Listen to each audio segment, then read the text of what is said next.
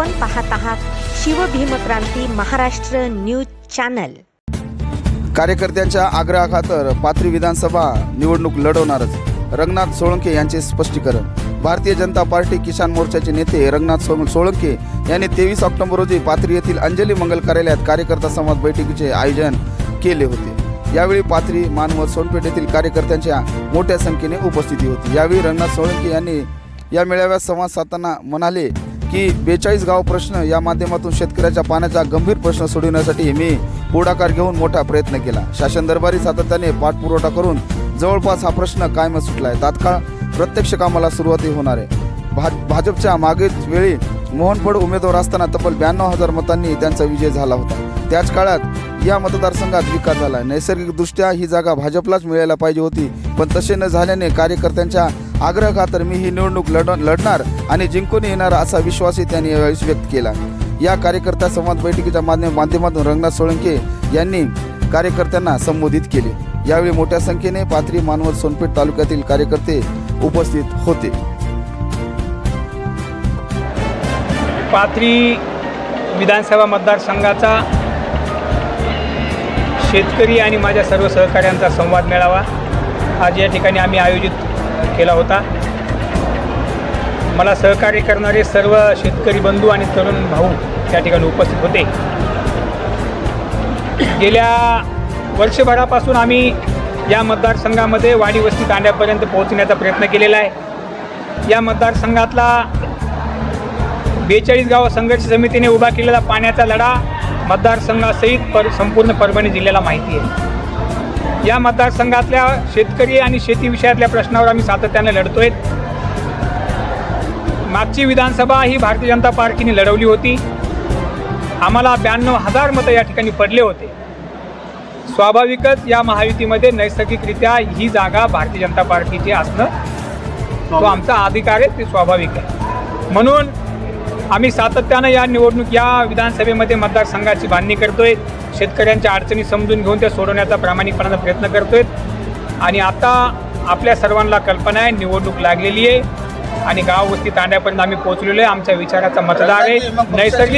नैसर्गिक हा आमचा अधिकार असल्यामुळं आम्ही कसल्याही परिस्थितीत ही निवडणूक रंगनाथ सोळंके, सर्व शेतकरी, सहकारी, तरुण भावांच्या या ठिकाणी ताकदीवर, सहकार्यावर लढवणार म्हणजे लढवणार। तुम्हाला काय प्रश्न पुढचा असा आहे की तुम्ही भारतीय जनता पार्टीचे कट्टर एकनिष्ठ कार्यकर्ते आहात, आम्ही बरेच वर्षापासून तुम्हाला पाहतो, तुम्हाला असं वाटत नाही का? 19 वर्षापासून मी भारतीय जनता पार्टीचं काम करतोय।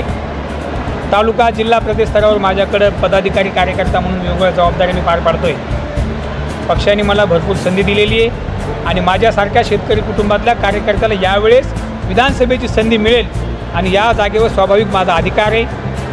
माझ्यासारख्या असंख्य कार्यकर्त्यांना भारतीय जनता पार्टीने संधी दिलेली आहे। म्हणून मी सातत्यानं या मतदारसंघात माझी परिस्थिती नसताना शेतकऱ्यांच्या, तरुणांच्या ताकदीवर मी या ठिकाणी गाव वस्ती तांड्यापर्यंत पोहोचण्याचा प्रयत्न केलेला आहे। त्यांच्या सर्वांच्या सहकार्यामुळे या ठिकाणी मी इथपर्यंत पोहोचलेलो आहे आणि आता मला या ठिकाणी गाव वस्ती तांड्यावरून निरोप आहे की आपल्याला कसल्याही परिस्थितीत निवडणूक लढायची आहे। त्यांनीच मला सहकार्य करणाऱ्या सहकाऱ्यांनीच आजच्या मेळाव्याचं आयोजन करायला भाग पाडलं आणि आज आमचं ठरलंय निवडणूक लढवायची म्हणजे लढवायचीच। महायुती सुद्धा उमेदवार देणार आहे, पण आपली नाही। मला असं वाटतंय की आमची पार्टी आमच्या या जागेचा विचार करेल आणि आम्हाला संधी देईल आणि रंगनाथ सोळंकेसारख्या शेतकरी कुटुंबातल्या सामान्य कार्यकर्त्याला निवडणूक लढण्याची संधी देईल अशी मला आशा आहे। कोणते महत्त्वाचे विकासाचे मुद्दे घेऊन आपण निवडणुकीला समोर जाणार आहात? या मतदारसंघामध्ये 4 साखर कारखाने असताना आजही प्रत्येक शेतकऱ्याला ऊस त्याच्या शेतातून या ठिकाणी कारखान्याला घेऊन जायचं असेल, रस्त्यावर असेल तर 5, 10, 20, 25 हजारापर्यंत खर्च येतो। त्यामुळे या मतदारसंघातल्या प्रत्येक शेतकऱ्याच्या शेतामध्ये शेत रस्ता झाला पाहिजे। या मतदारसंघातल्या प्रत्येक शेतकऱ्याच्या शेतामध्ये सिंचनाची सोय झाली पाहिजे। या 2च विषयावर आम्ही या ठिकाणी सातत्यानं काम करणार आहोत आणि करत राहू। पक्षाचा आदेश जर आला तर तुम्ही निर्णय काय घेता? मी ही निवडणूक रंगनाथ सोळंके लढवणार म्हणजे लढवणारच। महायुतीमध्ये जे अजितदादा पवार गट असेल, तुम्हाला यापूर्वी सांगितलं, आताही परत तेच सांगतो की हा पाथरी 98 विधानसभा मतदारसंघ नैसर्गिकरित्या भारतीय जनता पार्टीचा आहे। आम्हाला मागच्या निवडणुकीत 92,000 मतं पडली होती। आमचा निसटता पराभव या ठिकाणी झालेला आहे। त्यामुळे स्वाभाविकच या जागेवर आमचाच अधिकार आहे आणि त्यामुळंच आम्ही सातत्यानं या मतदारसंघात काम करणारे कार्यकर्ते सतत प्रवास करतो आहे आणि म्हणून आम्हाला निवडणूक लढवावीच लागेल. त्याच्यासाठी आम्हाला जनतेचा या ठिकाणी रेटा आमच्या मागे आहे. तुमच्या समोर पाथरी विधानसभा मतदारसंघात महाविकास आघाडीचे तुल्यबळ उमेदवार माजी राज्यमंत्री सुरेश वरपुडकर सारखे आहेत. आपण आपल्याला या अनुभवाने ते कसं फेस करणार या निवडणुकीला, कसं पाहता? मातोबर नेत्याच्या समोर आपण ही निवडणूक लढवत आहे. ते तुल्यबळ आहेत त्यांच्यासाठी आणि त्यांच्या परिवारासाठी. या मतदारसंघात त्यांनी 5 वेळेस नेतृत्व केलं, 4 ते 5 वेळेस. आजही मी आत्ता सांगितलं, माझ्या भाषणात तुम्ही ऐकलं असेल तर मी सांगितलं की आजही 50पेक्षा जास्त गावाला शून्य सिंचनाची व्यवस्था आहे. जे 90-92ला कॅनल झालेले आहेत ते आणखीनही 1%ही दुरुस्त नाही आहेत. जे होतात ते गुत्तेदाराच्या आणि नेतृत्वाच्या सोयीसाठी. त्यामुळे या मतदारसंघातली जमीन सुपीक आहे, इथं पाणी मुबलक आहे, MIDCची व्यवस्था नाही, इथं पाण्याची व्यवस्था नाही. म्हणून आम्हाला या ठिकाणी तुम्ही जे विचारताय त्याच्यामध्ये ते जे आहेत ते स्वतःसाठी, स्वतःच्या परिवारासाठी आणि स्वतःच्या कार्यकर्त्यासाठी. ते आमदार असताना काही विकासाची कामं झाली नाहीत असा आरोप आहे का? तुम्हाला दिसला असेल तर मला एखादं सांगा. त्यांनी आयुष्यामध्ये 25 वर्षामधल्या असं कार्यकर्ते सांगतात त्यांचे की 40 वर्षापासून ते राजकारणात आहेत. माझं त्यांच्या कार्यकर्त्यांना नेतृत्वाला खुलं आव्हान आहे. या मतदारसंघात पूर्वीचा शिंगणापूर आणि आताच्या पाथरी विधानसभा मतदारसंघात त्यांनी केलेलं एखादा 10 किलोमीटरचा रस्ता सांगावा, त्यांनी एखादं डेव्हलप केलेलं तीर्थक्षेत्र सांगावं, त्यांनी एखादा नदी प्रकल्प सिंचनाच्या विषयामध्ये केलेलं काम सांगावं. त्यांना माझं खुलं आव्हान आहे.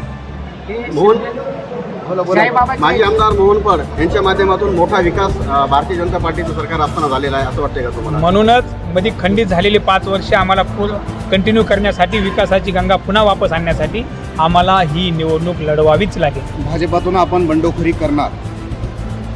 मी परत सांगतो, मी गाव वस्ती तांड्यापर्यंत या मतदारसंघातल्या 247 गावांमध्ये जाऊन आलो आहे.